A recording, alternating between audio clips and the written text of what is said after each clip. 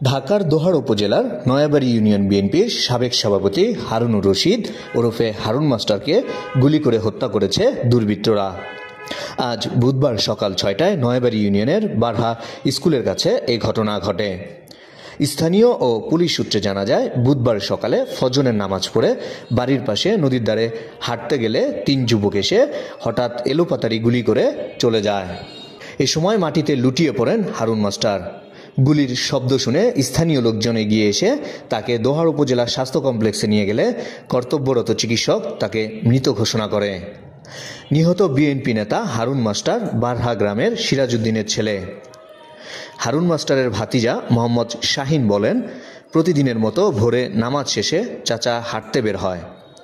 এ সময় ৩ যুবক তাকে গুলি করে ফেলে রেখে যায়।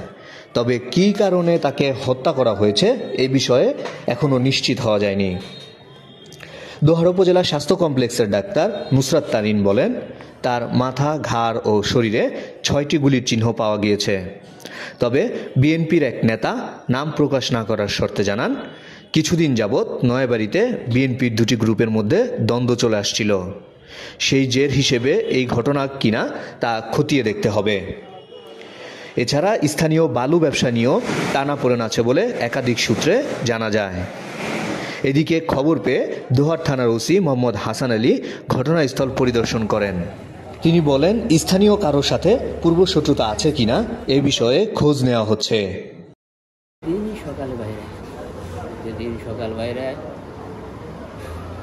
আমি তো দেখি না, ওরা দেখছে। আমি পরে আমার একজনের দুধ দিতে আইছে, আমার বাসায় দুধ দেয়, কয়তো মাস্টারে গুলি করে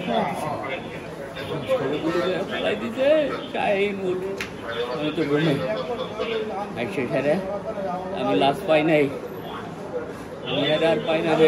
তারপরে মেডিকেলে পাইছি, ও দেখছে অটোতে উঠাই দিচ্ছে। ও পরিবর্তন ও ঢুকে বের পারবো, আর একটু রেস্ট করে। আমি রেডি হচ্ছিলাম, বাসায় থেকে বের হবো, ওই সময় আমার মা আমাকে ফোন দিচ্ছে,